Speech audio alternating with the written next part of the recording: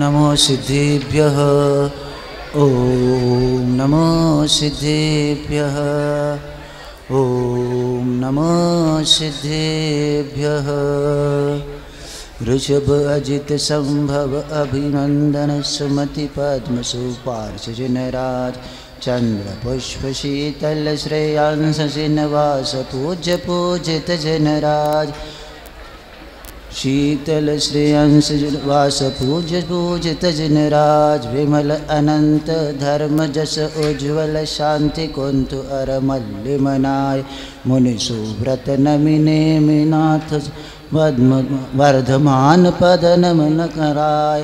देवादिदेव श्री चतुर्विंशति तीर्थंकर भगवान की, संत शिरोमणि गुरुवर आचार्य विद्यासागर जी महाराज की, पूज्य आगम सागर जी महाराज की।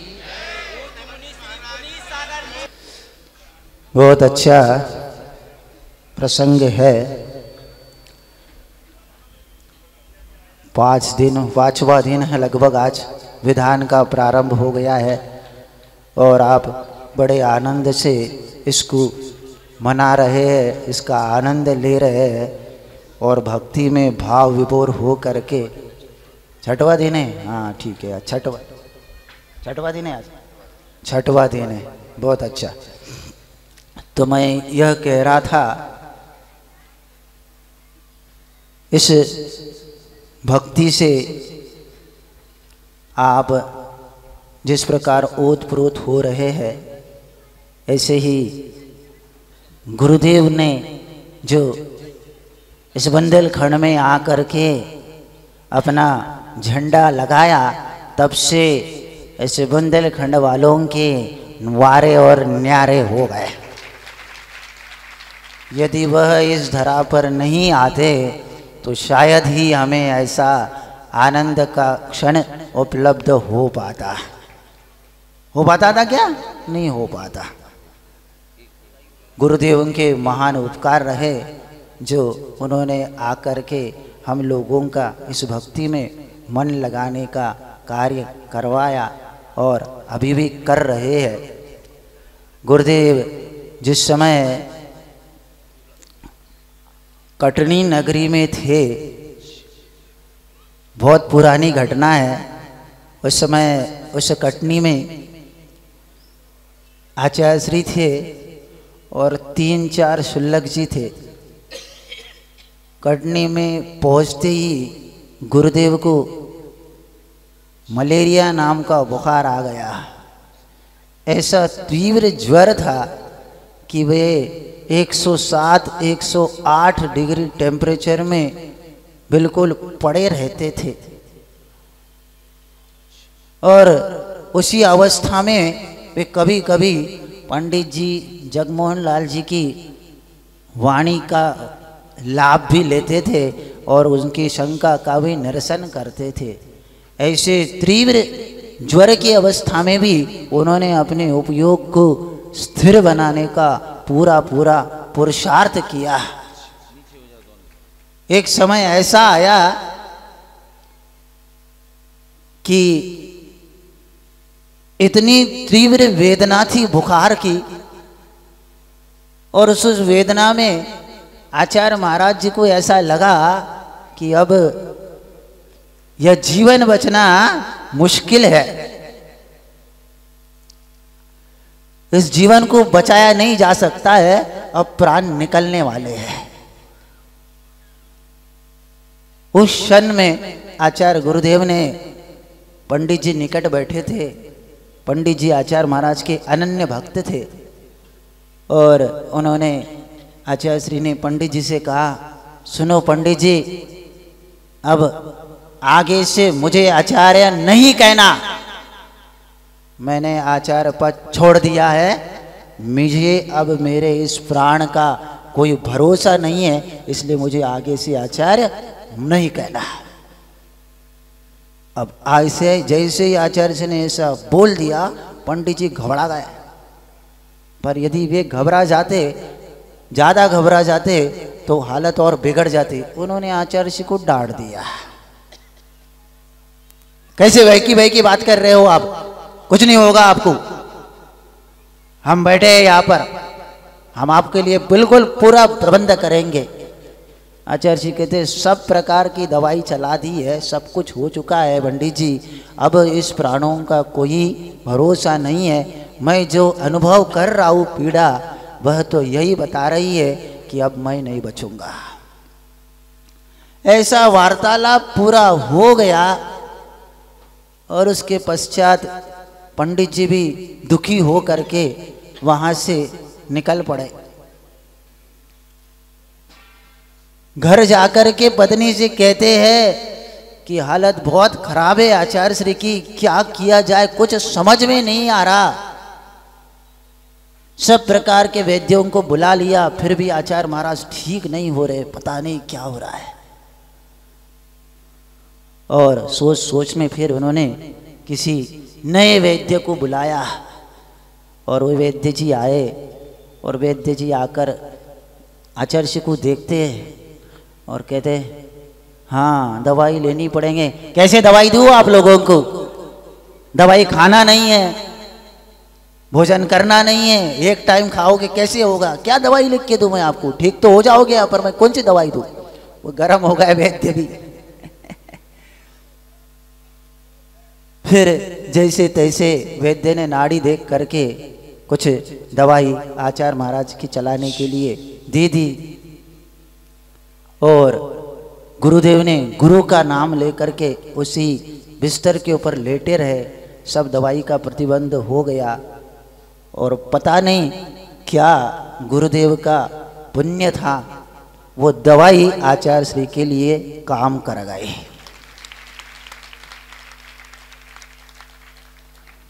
धीरे धीरे उस कटनी में अब स्वास्थ्य में सुधार आने लगा।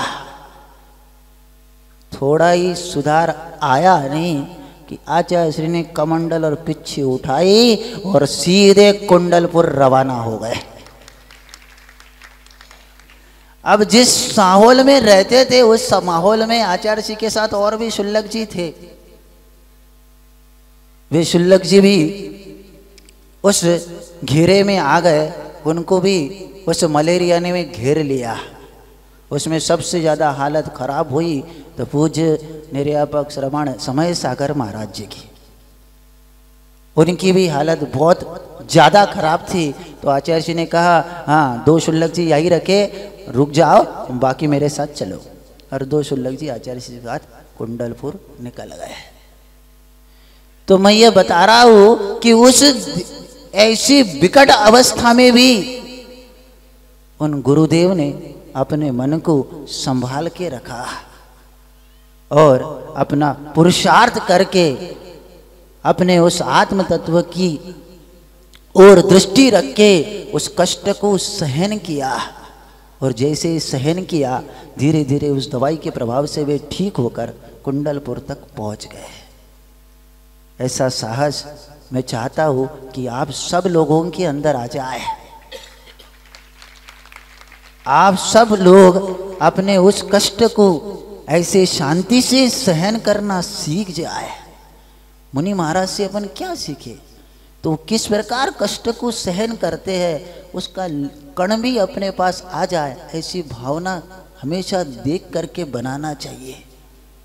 तो गुरुदेव ने उस समय बिल्कुल सब वैद्यों ने भी हाथ खड़े कर दिए थे अच्छे अच्छे कि अब हम कुछ नहीं कह सकते, इनका बुखार उतर नहीं रहा, हमने सब प्रकार की दवाई चला दी है, अब कुछ हो नहीं सकता, अब तो भगवान पे भरोसा रखो।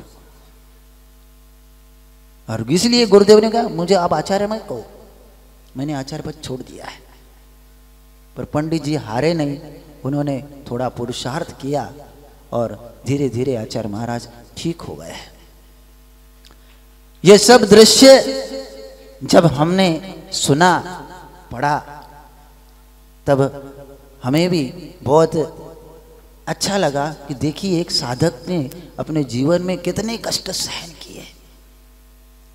और प्रयास चल रहा है कि आने वाले रविवार के दिन आपके सामने ये सब दृश्य प्रकट किए जाए। सोमवार के दिन नसिया जी में आपकी यात्रा जो पहुंचती है उस दिन रात्रि के समय पूरी दुनिया को ये दिखाने का प्रयास चल रहा है कि एक निष्कलंक आत्मा कैसी पवित्र आत्मा है उसका दूसरा भाग आपके सामने दिखाया जाएगा। उसमें यह दृश्य आप देखेंगे, पर मैं तब दिखा पाऊंगा जब नाटक के पात्र यदि सीरियस हो करके यहाँ तक आए नाटक करने। ये तो आज कैंसिल कर दो क्या? नाटक वालों कितने बैठे या हाथ ऊपर करो, कौन कौन नाटक के पात्र है। मैं चाहता हूँ कि नाटक कैंसिल कर दिया जाए और इनको अंतराय कर। सीरियसली कोई भी नहीं आ रहा। यदि सब पात्र नहीं आएंगे तो मैं कल घोषणा कर दूंगा कि रविवार के दिन अपन नाटक नहीं दिखा सकते, क्योंकि हंसी हो जाएगी समाज के सामने। बोलो कहाँ गई श्रीमती मल्लप्पा? हैं? देखो मल्लप्पा श्रीमती ही नहीं है यहाँ, तो अब देखो कैसे आएंगे वे। हैं? चौका लगा रहे हो, कम से कम प्रैक्टिस के लिए तो आए सब लोग। तो उस निष्कलंक आत्मा की यदि आप बहुत है तो मैं भी प्रयास करता हूँ कि आपको वह नसिया जी में बहुत अच्छे से दिखाया जाए। उसी प्रकार आज के दिन एक वासपुर जिनालय है ना आपके यहाँ, कल रात में मेरे पास आए थे महाराज। मैंने क्या हुआ? हमने एक नाटक बनाया। ने कौन सा? तो उन्होंने कहा बुंदेलखंड का एक सपूत। बुंदेलखंड का एक सपूत। क्या है उसमें? महाराज हमने सुना है कि आज पूज्य आगम सागर महाराज जी का अवतरण दिवस है, ऐसा हमने सुना है। तो उन्होंने कहा महाराज अवतरण दिवस नहीं मनाते, नहीं समझे? हम लोगों का जन्म तो मिथ्यात्व के साथ होता है, हम जन्मदिन नहीं मनाते। महाराज आप भले ही नहीं मनाओ, वो आप जानो, पर जिसके माध्यम से हमारा कल्याण हुआ है, जिसके माध्यम से हम धर्म मार्ग में आए हैं, उसके गुणगान तो हम करेंगे जरूर। तो मैंने कहा क्या कर रहा है? तो उन्होंने कहा महाराज हमने उनके पापा से, उनकी मम्मी से, उनकी बहनों से सबसे बात कर ली है। क्या बात करें? उनकी जीवन की जो जो घटना है उनको हमने एक जगह इकट्ठा करके एक छोटी सी आधे एक घंटे की नाटिका बनाई है। तो वह नाटिका हम वासपुर जिनालय वाले आज रात में प्रस्तुत करेंगे। तो मैं चाहता हूँ कितने लोग देखने आने वाले? समय पर बिल्कुल 9:15 बजे, भैया जी के 9:15 बजे प्रवचन समाप्त हुए नहीं कि उसके बाद आपको उस नाटिका को देखने आना है। पक्का आओगे? हाँ। सुनो जी महाराज है तो बुंदेलखंड के, पर इनका वंश जो है वह कटक, राजधानी उड़ीसा की राजधानी कटक है। उस कटक के बिना तिलक के एक राजा थे जिनका नाम था बिहारी लाल चौधरी। उनके ये पोते हैं, नाती है नाती।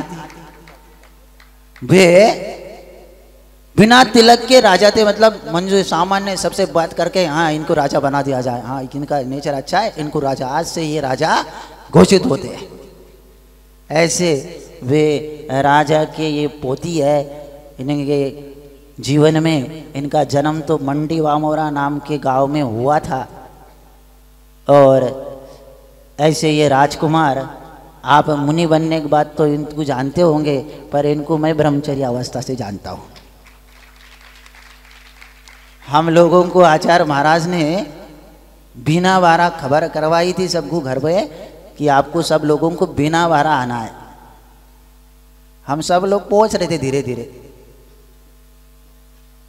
इतने में हुआ ऐसा कि ब्रह्मचारी भूपेंद्र, इनको आचार्य जी ने व्रत दिया था, पूज्य अक्षय सागर महाराज ने इनका नाम लिख के रखा था। किंतु आचार्य महाराज के दिमाग में जितने नाम थे वे नाम आचार्य श्री ने अक्षय सागर महाराज जी से कहे कि सुनो अक्षय सागर महाराज जी, इन ब्रह्मचर्यों को बुला लो। यद्यपि नाम लिखा हुआ था अक्षय सागर महाराज जी के पास, नहीं लिखा था? महाराज करे नहीं लिखा था, ठीक है नहीं लिखा होगा। तो नहीं बुलाया। और जैसे ही हम सब लोग पहुंचे, इनके बुंदेलखंड के कुछ ब्रह्मचारी लोग जो हमारे साथ प्रथम बार बुलाए गए थे, उनसे इन्होंने पूछा आप कैसे आ गए? तो कहे हमें आचार्य जी ने बुलवाया। दूसरे से पूछा आप कैसे आ गए? बोले आचार्य जी ने बुलवाया। तो खबर किसने की थी? पूज्य अक्षय सागर महाराज जी ने की थी। तो हमें क्यों नहीं बुलाया? अक्षय सागर महाराज जी तो हम भी मिले पहले, उनसे भी हमारी बात हुई, हमें क्यों नहीं बुलाया? हमें क्या पता, आप तो महाराज के पास जाओ। जैसे ही पूज्य अक्षय सागर महाराज जी के पास पहुंचते, अक्षय सागर महाराज जी कहते कि गुरुजी ने मुझे नहीं कहा तो मैं कैसे कह दूं? गुरुजी ने आपका नाम मेरे नहीं कहा, इसलिए मैंने नहीं बुलवाया। अच्छा ठीक है, तो मैं आचार्य जी के पास ही जाता हूँ। और उस समय हम सब लोग ब्रह्मचारी आचार्य जी कक्ष में बैठे हुए थे, और भैया जी भी हमारे बीच में आकर बैठ गए। बैठने के बाद आचार्य जी ने सबको ऐसी बिल्कुल एक दृष्टि से सबको देख लिया, कौन कौन आके बैठा है। फिर इनकी ओर नजर पड़ी तो कहते आप कैसे आ गए? आप कैसे आ गए? हाँ, आपको फोन आया था क्या, तार आया था? तो इन्होंने कहा हमारा आचार्य महाराज न हम फोन से आए न तार से आए, हम तो संजय मैक्स जी के साथ आए हैं। इनका जीवन, घर की परिस्थिति, यद्यपि राजकुमार थे पर घर की परिस्थिति विकट थी। राजा साहब ने जितना सोना चांदी देना, जवाहरात देना था सब दे दिया, पर संपत्ति ऐसी चंचल होती है, कब कहां से निकल जाए पता नहीं चलता। घर में परिस्थिति जब विकट थी, तब परिवार के पिताजी माँ का विचार हुआ कि अपने पास जितने हीरे जवाहरात है उसको बेच करके कुछ पैसे इकट्ठे करके कोई बिजनेस किया जाए। जब पिताजी उन हीरे जवाहरात को बाजार में बेचने गए तो जौहरी ने ये कहा ये नकली है, ये सब नकली है, ये 400 रुपए किलो में बेचे जाएंगे। उन्होंने कहा ऐसा नहीं, ये तो ओरिजिनल हमारे दादा ने दिए।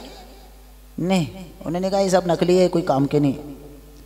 फिर भी पिताजी को थोड़ा सा विश्वास बैठा नहीं, उन्होंने कहा हाँ ठीक है बाद में देखते हैं, ऐसा सोच कर आए। फिर दूसरी जगह गए तो वे भी ऐसा कहने लगे, तो कुछ कम दामों में वे रत्न बेचने पड़े।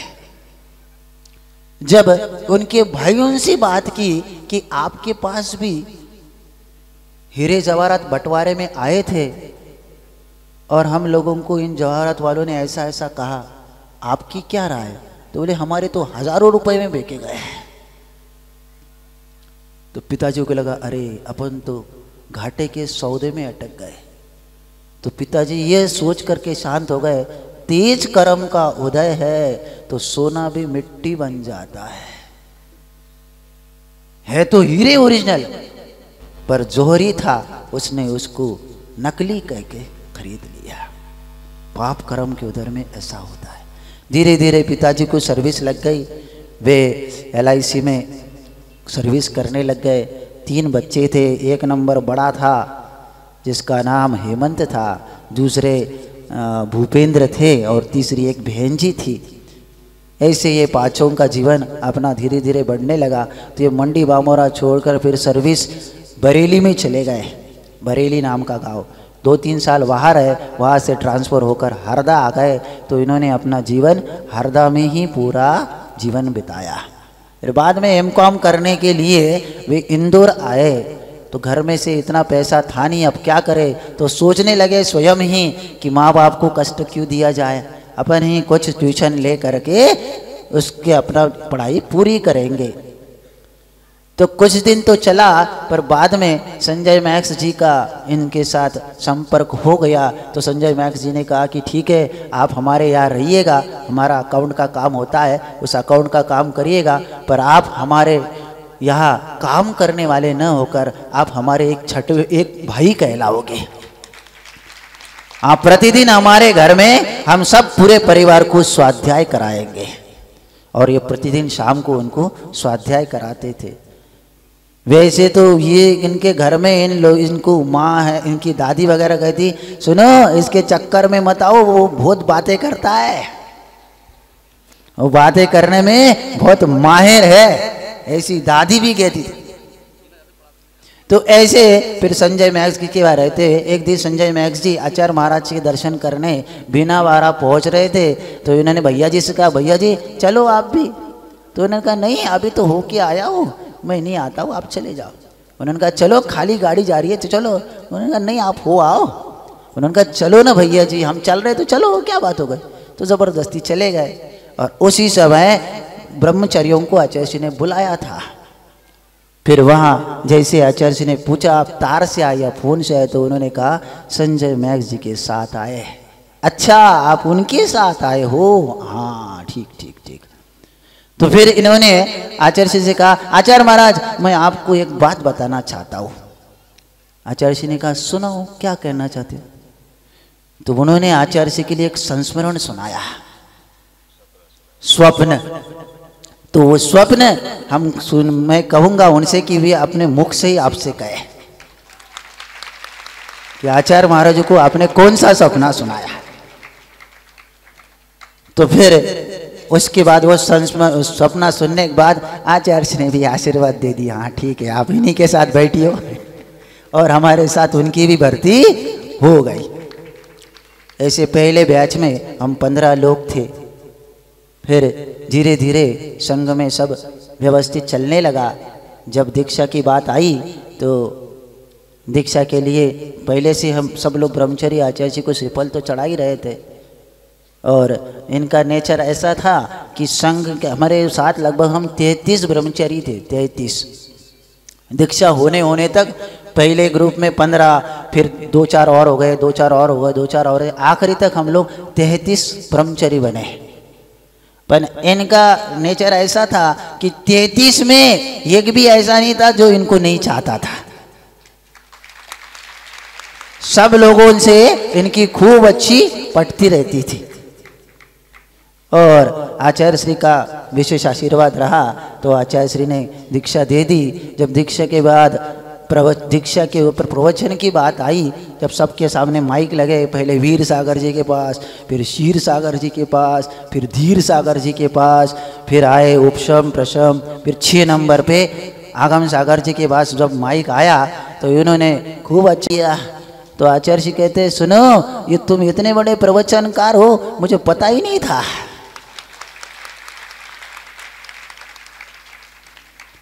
और इसीलिए संभवतः आचार्य जी ने इनका नाम आगम रख दिया। जब कभी आचार्य महाराज को प्रथमानुयोग की कोई शंका आती तो आचार्य जी पूछते सुनो वो आगम सागर जी बुलाओ, और उनसे पूछते ये कहानी क्या है। तो महाराज पूरी आचार्य जी को पूरी कथा व्यवस्थित सुना देते। कभी कभी आचार्य जी का स्वास्थ्य खराब रहता तो महाराज आचार्य जी को कुछ अच्छी अच्छी कथाएं भी जाके उस अवस्था में सुनाते थे। तो ऐसे सबके चहेते आगम सागर जी थे।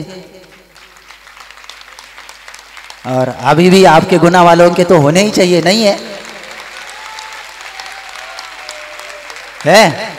ठीक है।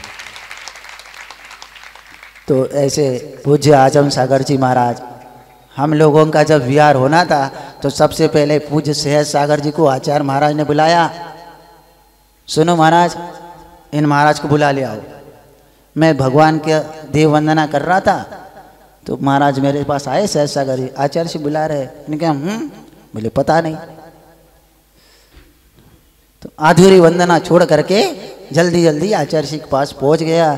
आचार्य महाराज के चरणों में, आचार्य महाराज आपने बुलाया? हाँ आचार्य जी ने कहा हमने सोचा है कि में स्वास्थ्य आपका अनुकूल नहीं रहता, एक काम करो, अभी हमने सोचा है कि अभी आपको नागपुर जाना है। इतना कहा। हम हक्के बक्के रह गए एकदम, आचार्य जी क्या कर रहे हैं? इतना कह, वहां तो यश बॉस करना पड़ता है, ना अनुकूल नहीं समझे? वहां तो यश बॉस जी महाराज नहीं चलता ही नहीं। नहीं बोला तो फिर डांट पड़ती है। तो थोड़ी देर में आचार्य सिंह साहब आप दोनों ही नहीं, आपके साथ एक महाराज को और भेज रहे हैं। कौन महाराज? बोले आगम सागर महाराज को बुला लाओ।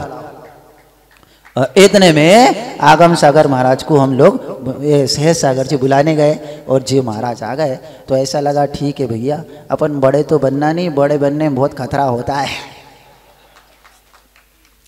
इसीलिए बहुत अच्छी खुशी हुई कि महाराज को हमारे साथ कर दिया। तो फिर तीनों को हम लोगों को नागपुर के लिए भेज दिया गया। अब स्वास्थ्य की प्रतिकूलता थी तो दोनों महाराज ने जी जान के हमारी भैयावृत्ति करी। आपने कोई भी किसी भी प्रकार की कमी मेरे लिए नहीं रखी। सब स्वास्थ्य की अनुकूलता वे देखते रहे, स्वास्थ्य के समाज को भी देखते थे, मेरे स्वास्थ्य को भी देखते थे, स्वयं की स्वास्थ्य की चिंता बिल्कुल नहीं करते थे। सिर दर्द तो उनकी मतलब लगभग 15 साल उम्र के 15 साल से उनको सिर दर्द की बीमारी है, माइग्रेन नाम की। तो उससे कल भी अटैक आया था रात में, तो रात भर वे तड़पते रहे। कल रात में भी बहुत दर्द होता रहा। तो ऐसे सब कुछ रहते सहते कहते कुछ ना भीति नहीं मानस तल। फिर भी कुछ नहीं कहते, अपने कर्मों को, कर्म का उदय है, निकल गया, हम एक रात निकल गई, पुराना कर्म निकल गया, ऐसा सोच करके वो वस्तु सहन कर रहे हैं और अपने कर्म को नष्ट कर रहे हैं। जब हम लोग महाराष्ट्र में थे तब पूज्य संभव सागर जी आचार्य जी के पास गए। आचार्य जी किसके संकेत कहा का करना? तो आचार्य जी ने कहा जी आगम सागर महाराज जी को 10-10, 15-15 गांव वाले बुला रहे, क्या है? तो संभव सागर जी कहते आचार्य श्री वो तीनों महाराज बहुत अच्छे रहते हैं, इसीलिए। नहीं सुनो, ऐसा नहीं है। वो आगम सागर महाराज लोगों के हाथ पकड़ लेता है, बातें कर देता है कान में, इसलिए सब लोग उसको ज्यादा चाहते हैं, ऐसा आचार्य महाराज ने कहा। और गुरु ने कहा तो वो तो सत्य ही है, कभी झूठ हो ही नहीं सकता। बिल्कुल सही है ना? ऐसे उनके जीवन की बहुत सी घटना है, समय का अभाव है, फिर कभी समय मिला तो आपको बताऊंगा। पर शाम को आप उन घटनाओं को देखने जरूर आइएगा। आएंगे क्या? नहीं? हाँ, समय पर आइए, 9:15 बजे आपको देखने मिलेगा जो हम नहीं देख पाएंगे। नहीं समझे? रात में तो हम घूमते फिरते ही नहीं, तो आप लोग देखिएगा, बहुत अच्छे से देखो और उसके माध्यम से अपने जीवन के अंदर उस बीज को डालिएगा जो हमारे जीवन को उन्नतिमय बनाने वाला है।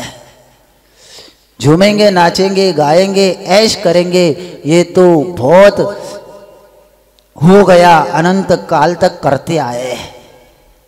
अब हमें उस आत्म तत्व का आनंद लेना है, उस आत्म तत्व का विचार करना है, जिससे हम स्वतंत्र होंगे, जिससे हम अपने में बने रहेंगे, जिससे हम प्रभु के जैसा आनंद हर क्षण लेते रहेंगे। तो ऐसे मुनि महाराजों की घटना सुन करके, देख करके अपने जीवन को परिवर्तन करके अपना जीवन पवित्र बनाइएगा। और महाराज से पुनः निवेदन करते हैं कि आप उस घटना को सुनाइएगा जो आपने आचार्य महाराज को सुनाई थी। अहिंसा परमो धर्म की।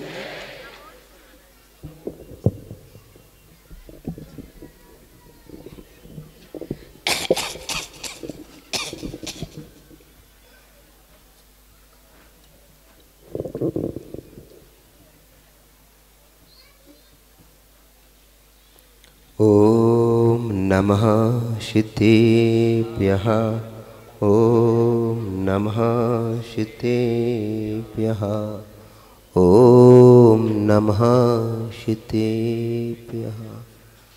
संयम सौरभ साधना जिनको करे प्रणाम, त्याग तपस्या तीर्थ का विद्यासागर नाम। चिंतामणि पारसनाथ भगवान की, आचार्य गुरुवर विद्यासागर मुनि महाराज की।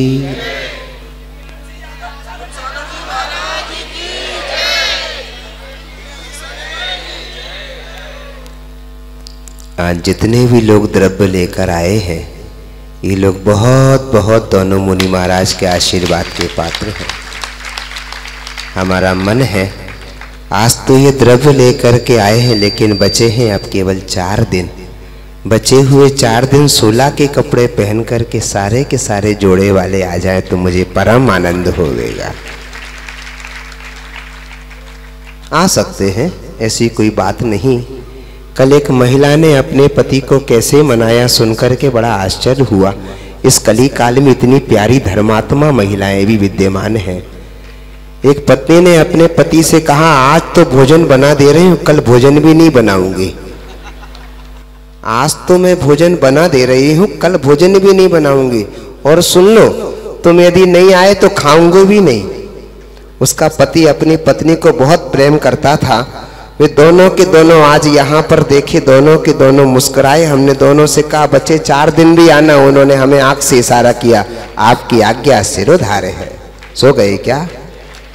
नाम खोलना अच्छा नहीं लगता? खोल दूं क्या? खोल दूं? खड़ा हो जाए मेरे भाई। बहुत अच्छा, ये 4 दिन लगातार आएंगे। बहुत अच्छा, बैठिएगा। ऐसी धर्मात्मा पत्नी के लिए बहुत बहुत ताली बजाइएगा। इसे कहते हैं धर्म पत्नी, जो अपने पति को धर्म के मार्ग पर लगाती, इसे धर्म पत्नी कहते हैं। कितने दिन से उसके मन के अंदर पीड़ा थी, कब होगा, कब होगा, कब होगा।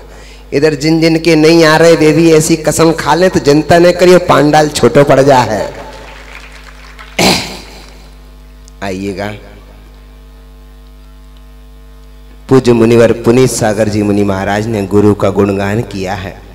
मैं भी आपके सामने अपने गुरु की बात रखता हूं। मेरा खुद का अपना ऐसा विचार है कि बुंदेलखंड की माटी में गुरुवर विद्यासागर महाराज ने जब से चरण रखे हैं, लोगों के घर में रोटी पर लगाने को घी नहीं था, पर आज घी के दिए जलते हैं। आज घी के दिए जलते हैं। मैं गुरुवर विद्यासागर महाराज की चरण सन्निधि का प्रभाव और उनके द्वारा भेजे गए शिष्यों का प्रभाव समझता हूं। संयम का ऐसा गजब का प्रभाव है कि उनके हाथों में दिया गया आहार पानी लोगों के लिए वरदान हुआ है। गुरुदेव जब इस बुंदेलखंड में आए थे तो ऐसे गरीब गरीब घर में भी गुरुवर का आहार होता था। जिसके घर में 7-8 रोटी बनी थी तो 4 रोटी खाकर आते थे, भरपूर मुस्कुरा के आशीर्वाद देते थे। उसके घर की बची हुई 4 रोटी के साथ में उसके ऐसी तरक्की हुई है कि आज वो लाखों करोड़ों रुपए दान देने की औकात रखता है। बड़ी बड़ी बोरियां करोड़ों में लेता है। लोग कहते हैं गुरुवर विद्यासागर महाराज पैसे वालों के घर में जाते हैं।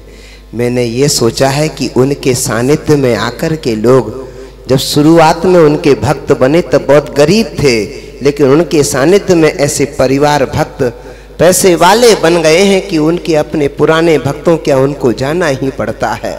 अब वो पैसे वाले बन गए तो उनके यहाँ भी जाते हैं। सो गए क्या? लोग यदि कहते हैं गुरुवर विद्यासागर महाराज गरीबों के घर में नहीं आते तो हमारे घर भी तो आए थे।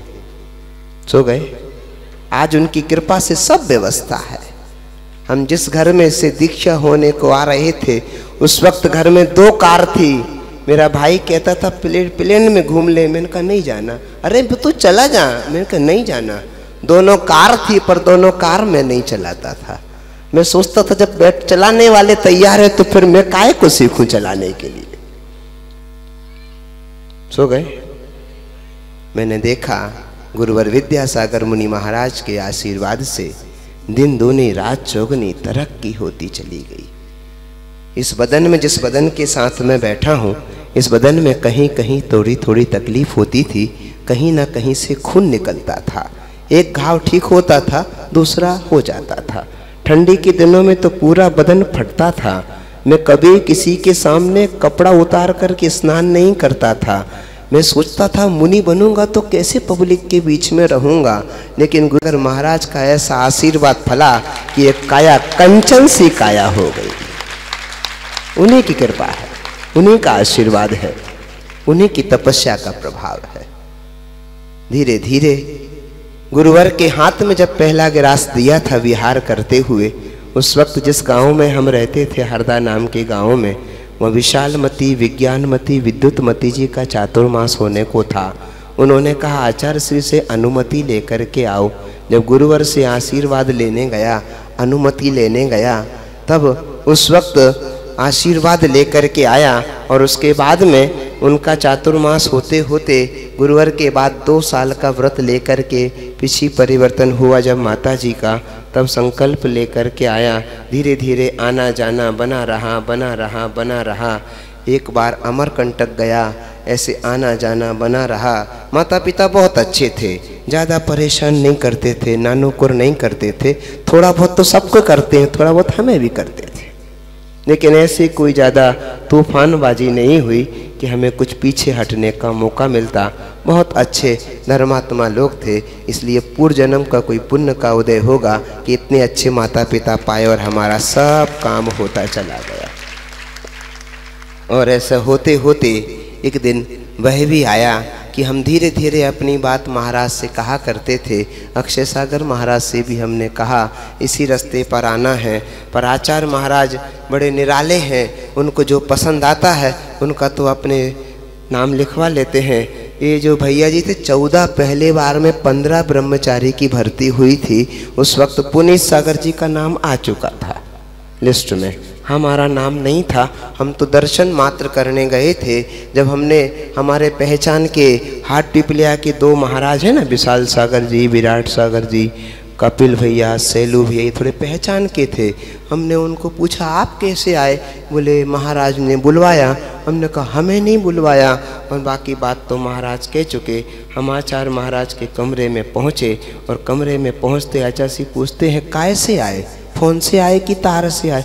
हमने कहा आचार्य से हम न तो फ़ोन से आए न तार से आए, हम तो उनके साथ में आए। अच्छा, तो फिर हमने कहा हम किसी से बंधे हुए नहीं हैं, हम बिल्कुल स्वतंत्र हैं, आपके चरणों में रहना चाहते हैं, आपकी कृपा दृष्टि बने, इतना आशीर्वाद चाहते। इन सब के साथ हमें भी अपनी शरण में लीजिएगा। उन्होंने पूछा कितना पढ़े हो, घर में कौन कौन है, कैसी क्या व्यवस्था है, हमने सब बता दिया। फिर हमने बात पूरी होने के बाद एक बात और कही, भगवान 3-4 दिन पहले एक स्वप्न आया था, मैं आपको सुनाना चाहता हूँ। आचार्य महाराज उस वक्त बहुत भोले भाले होकर कहते हैं सुनाइएगा, बहुत भोले वाले हैं आचार्य महाराज। जब आदमी को इकट्ठा करना हो तो बिल्कुल भोले वाले हैं, और जब उनको इकट्ठा नहीं करना हो तो उन जैसा कोई टेढ़ा आदमी दुनिया में दूसरा नहीं मिलेगा।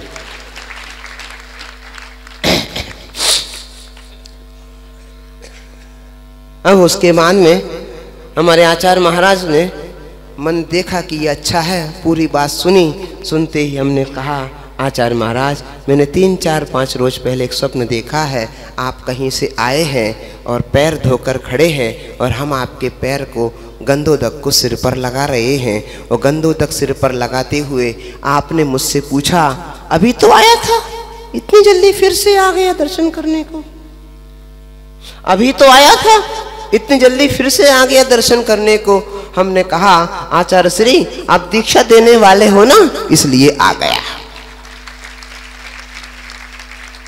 ये बात मैं सजीवर की नहीं सुना रहा, सपने की सुना रहा हूं। जब सच सपना इतना अच्छा होगा, सजीवर कितना अच्छा होगा, जरा विचार करिएगा। अब स्वप्न सुना, इतना सुनाया, फिर उसके बाद में आचार्य महाराज बैठ गए, और बैठने के बाद में मैंने स्वप्न में जो देखा, मेरा सिर उनकी गोदी में था, वो सिर पर हाथ से ऐसे ऐसे सहला रहे थे। सहलाते सहलाते मुझे बोले तू दीक्षा लेगा क्या, तू दीक्षा लेगा क्या? ये सब उन्होंने कहा, मैंने मुस्कान दी, उन्होंने मुस्कान करके मुझे देखा और हाथ फेरते हुए बोले तू दीक्षा लेगा क्या?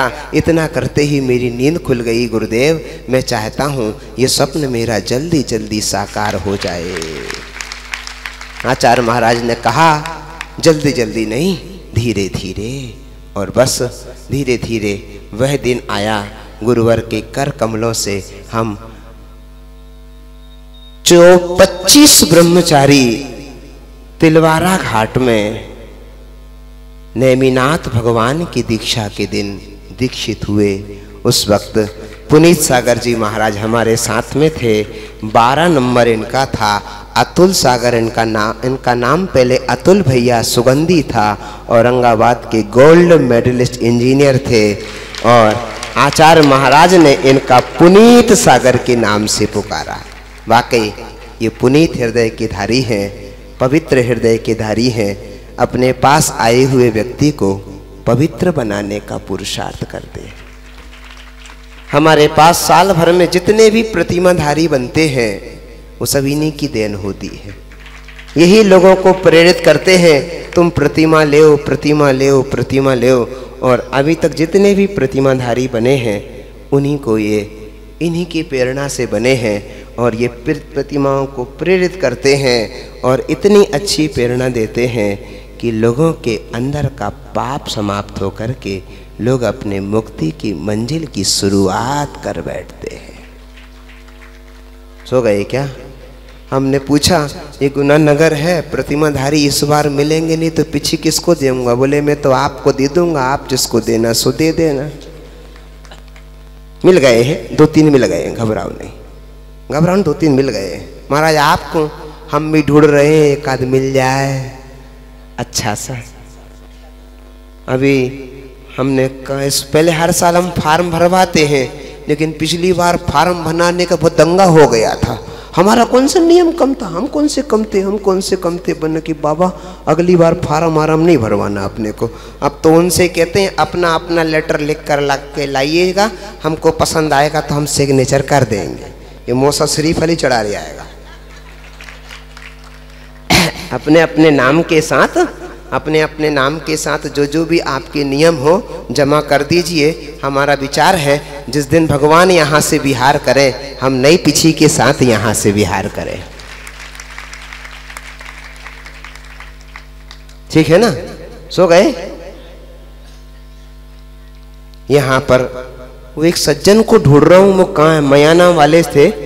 जिस दिन भैया ने बुलाया था, आपने जिस सज्जन को बुलाया था, नाम तो मुझे याद नहीं, मयाना वाले, वो जिस दिन आपने बोले लगवाए थे ना, मुझे 12 पात्र चाहिए, 25 हजार वाले हैं, सतीश मयाना वाले। कहाँ जरा है क्या? इधर उपस्थित है क्या?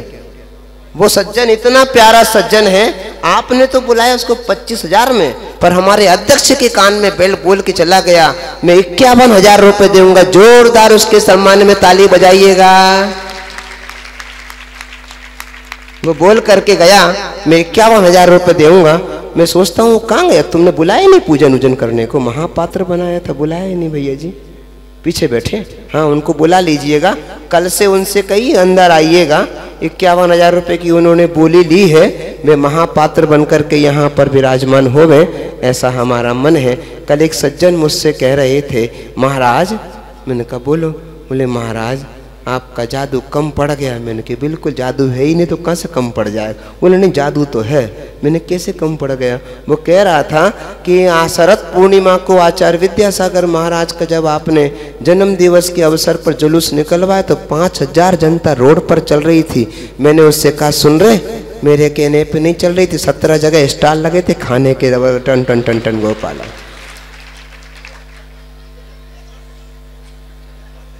सो गए क्या?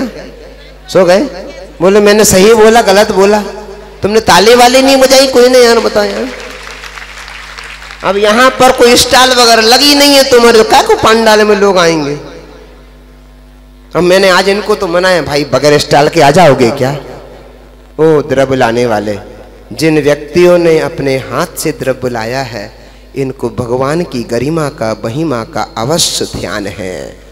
अब ये कल इसी पांडाल में अपनी लाई हुई द्रव्य से जिन्हें भगवान की अर्चना करके अपने जीवन को पवित्र बनाएंगे, ऐसा हमारे मन की भावना है।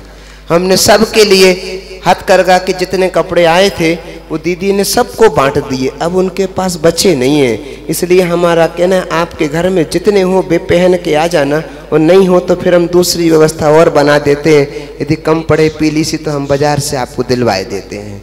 लेकिन ये पांडाल आगे से पीछे तक खचाखच तो भरा हुआ है, लेकिन फिर भी हम चाहते हैं प्रातः काल की बेला में, आज मंदिर में गया था कम से कम 100-125 आदमी अभिषेक कर रहे थे पारसनाथ दरबार में। वे सब लोग हमारे इतने प्रेमी तो नहीं लगते जितने पारसनाथ के प्रेमी हैं। हमारा उनसे कहना है यहाँ भी पारसनाथ भगवान का संभूषण लगा हुआ है। आप यहाँ आकर के उनकी आराधना एक दिन भी करेंगे तो आपका जीवन सफल होगा। सो गए क्या? एक और बात बता देना चाह रहा था। आज आपके यहाँ सड़ौरा गांव से कुछ सज्जन पधारे हैं, प्रवीण कुमार जी जैन। थोड़ी देर बाद वो आपके सामने आकर के 1,75,000 रुपये आपके पास जमा करेंगे। वो बीना की धर्मशाला के लिए अपनी तरफ से पैसा देने को आए हैं। भैया जी उनका यहाँ सम्मान करा देना और वो पैसा अध्यक्ष जी के पास जमा करवा दीजिएगा। प्रवीण कुमार जी जैन सड़ौरा वाले हैं। थोड़ी देर बाद आकर के वो यहाँ पर कार्य करेंगे और आप संपन्न कराइएगा। मैं अभी आपका ज़्यादा समय ना लेते हुए एक और बात आपसे कहनी थी, कहूँ क्या? सो गए क्या? सो गए? अब वैसे तो बात ऐसी है, आज आपने हमारा जन्मदिन मना लिया, लेकिन आज की तारीख नहीं है भैया, कल की तारीख है भैया जी। यार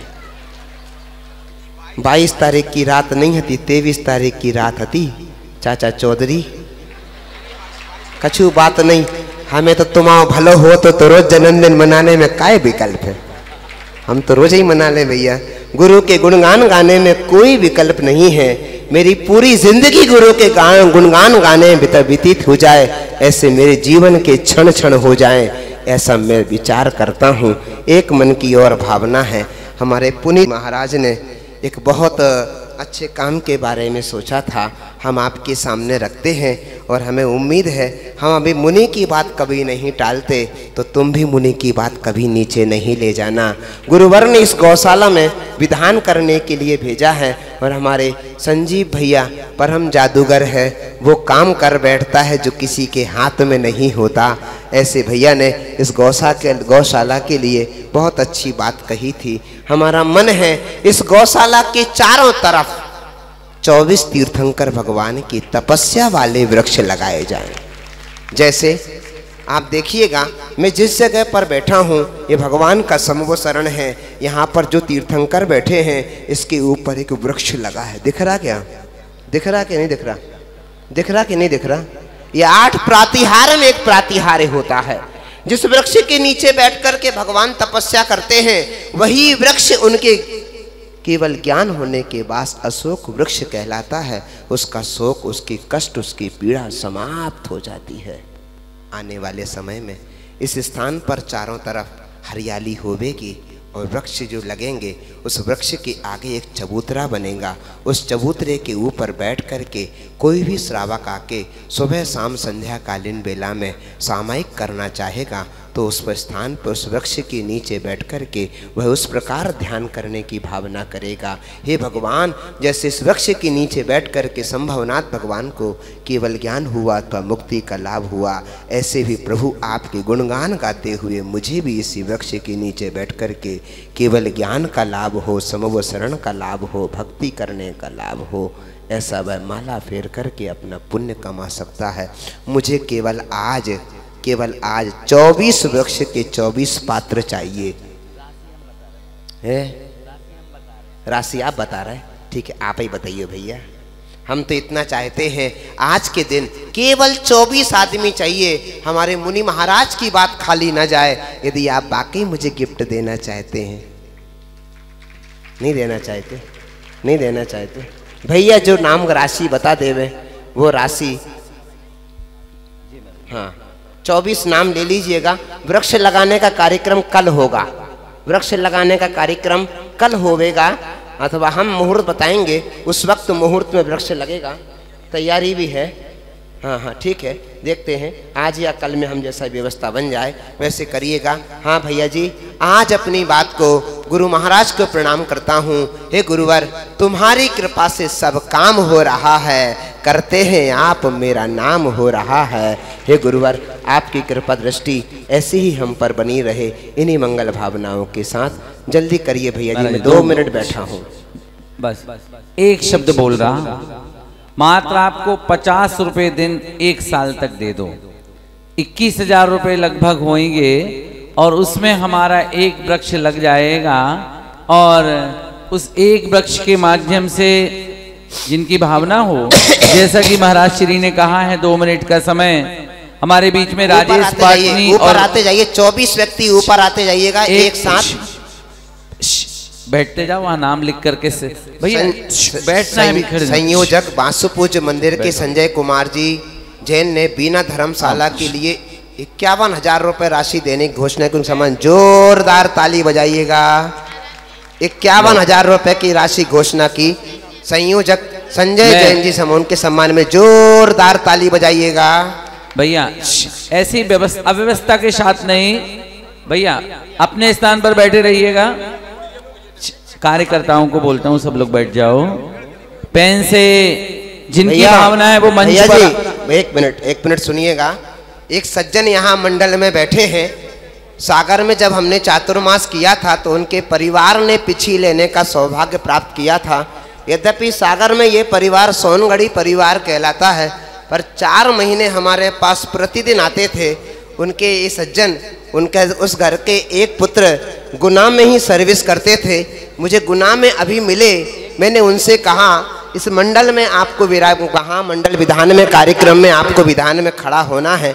उन्होंने एक बार में स्वीकृति प्रदान की। मैं उनका नाम पूछता हूँ। मुकेश कुमार जी सागर के रहने वाले हैं, कैंट में निवास करते हैं। उनके सम्मान में जोरदार ताली बजाइएगा। उनकी श्रीमती ने पहले वृक्ष के लिए सोने की हीरे जड़ित अंगूठी निकाल करके दी है। उनके सम्मान में जोरदार ताली बजाइएगा। हाथ ऊपर करके जोरदार ताली बजाइएगा। मैं निवेदन एक करूंगा, खड़े नहीं होइएगा, बैठ जाइएगा, बैठे बैठे लिखिएगा। मैं अध्यक्ष जी ये सोने की हीरे वाली अंगूठी लेकर के जाओ मेरे हाथ से। अध्यक्ष जी इधर अंगूठी आगे लेकर के जाओ। अभी श्रीफल चढ़ाने वाले लोग बैठ जाओ। हमारे 15 नाम हमारे बीच में हो गए हैं। कुछ 9 नाम हमें और चाहिए जिनकी भावना है। भैया अभी मैंने एक स्लिप पहुंचाई है, उसमें राजू जैन सागर लिखा है। उस सोने अंगूठी पहले आ गई है, उसमें उसी लिख लीजिएगा। बहुत सुंदर। जिन लोगों ने दान दिया है उनकी तालियों का उद्घोष करिएगा। लीजिए भैया लीजिए, ये 2 पर्ची और ले लो। मुझे बहुत खुशी हो रही है।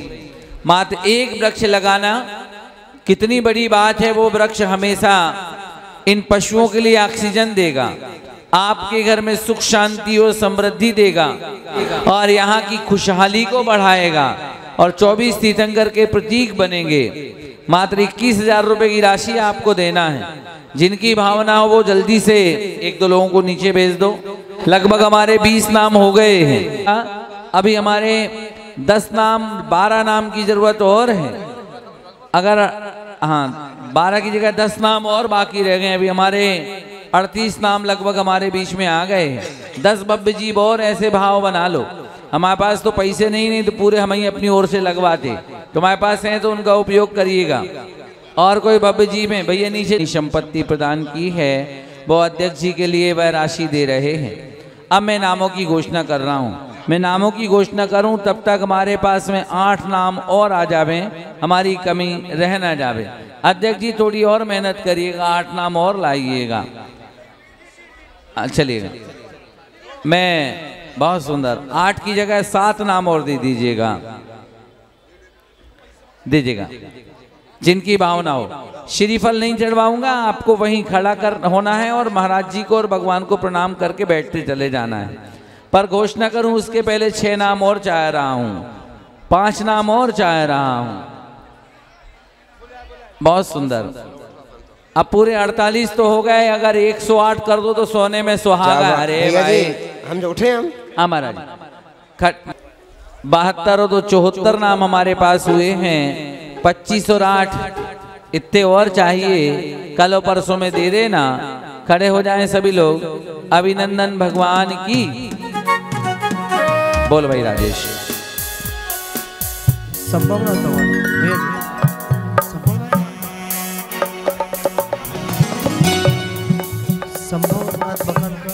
आओ। वीरेंद्र कुमार जी, ऋषभ कुमार जी, मंजू खिलेदार परिवार ने 11,000 रुपए की राशि दी है। ठीक है। 25 वृक्ष हमारे संजय भाई विनीता यश नेवेली परिवार वर्धमान कॉलोनी के हैं। वो यहाँ आकर के अशोक वृक्ष के 25 वृक्ष लगाएंगे। अभिनंदन अभिनंदनीय प्रभु तीन भुवन में है वंदित, सुरसरेन नागेंद्र सभी के पूजों से भी हैं पूजित।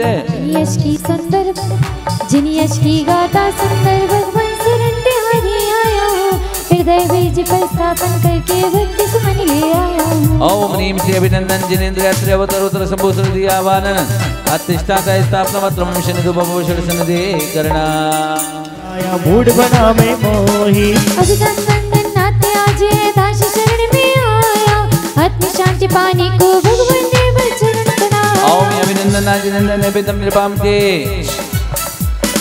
ज्ञान सूर्य पर ज्ञानावरणी मेघ पटल बन छाया, किया बहुत पुरुषार्थ मगर प्रभु हुआ नहीं उजियाला। अभिनंदन नाते आज दास शरण में आया, आत्म शांति पाने को भगवान आरती करने आया। बैठ के करो। रंगे मारे प्रभु थारा ही रंगे रंगी गयो रे। आया मंगल दिन मंगल अवसर, आया मंगल दिन मंगल अवसर, आया मंगल दिन मंगल अवसर, आया मंगल दिन मंगल अवसर। अरे भक्ति में तारी में नाच रहो रे, नाच रहो रे, ये तारा ही रंग रंग गयो रे। रंगे मारे प्रभु थारा ही रंगे रंगी गयो रे।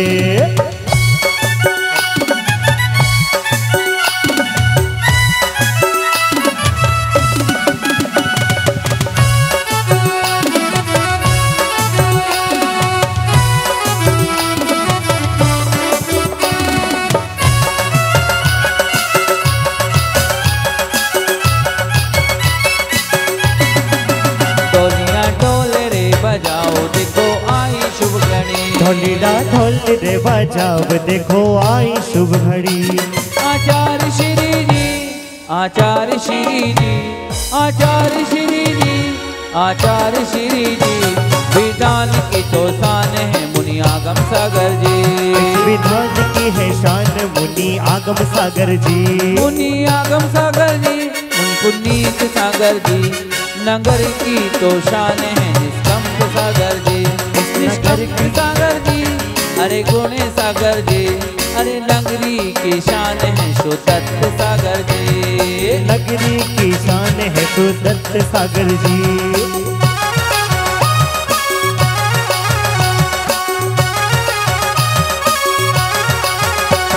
अरे ऊपर वालों नीचे आजा भक्ति करने के लिए, तुम लोग भी आगे आ जाओ। देखो तब हमें यहाँ सोना नहीं, सो करके जीवन को खोना नहीं। देखो अब हमें यहाँ सोना नहीं, सो करके जीवन को खोना नहीं। कर ले कमाई सुन ले मेरे भाई, कर ले कमाई सुन ले मेरे भाई। पूंजी धर्म की जोड़ ले रे, बंदे हो बंदे रे छोड़ सारे धंधे, नाता प्रभु जिसे जोड़ ले। महाराज के आने से सब कुछ बदल गया।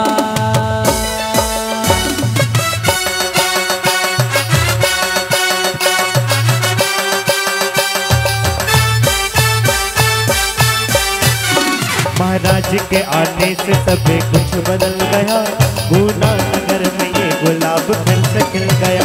बोलो जय जय जय, बोलो जय जय जय, बोलो जय जय जय जय जय जय जय जय जय जय जय जय, बोलो जय जय जय, बोलो जय जय जय, बोलो जय जय जय जय जय जय जय जय जय जय जय जय।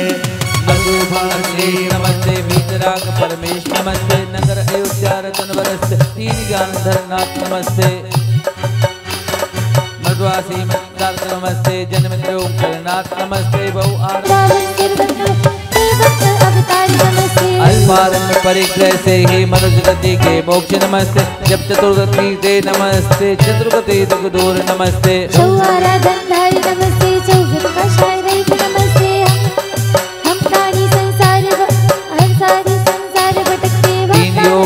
नाथ नमस्ते जप जबोजे नाम नमस्ते संत पंच भगवंत नमस्ते बंद रहे शिवकंत नमस्ते। संतोष को पोष हूँ अल्पमति हूँ नाथ, फिर भी शक्ति प्रबल है चरण नमाओ माँ, चरण नमाओ माँ।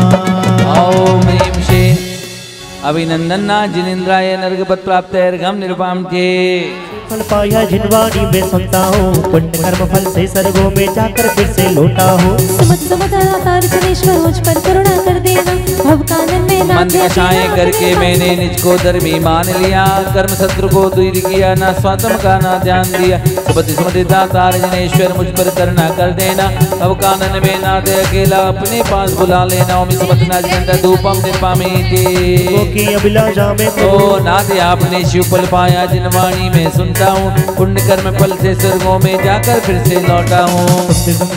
जनेश्वर मुझ पर करुणा कर देना, भगवान में नाथ अकेला अपने पास बुला लेना। सुमत निजान जन फलम निर्पामीति भोगों की अभिलाषा से प्रभु अर्घ अनेक चढ़ाए हैं, कृपा गुरु से ज्ञान हुआ फिर उर में आज बिठाए हैं।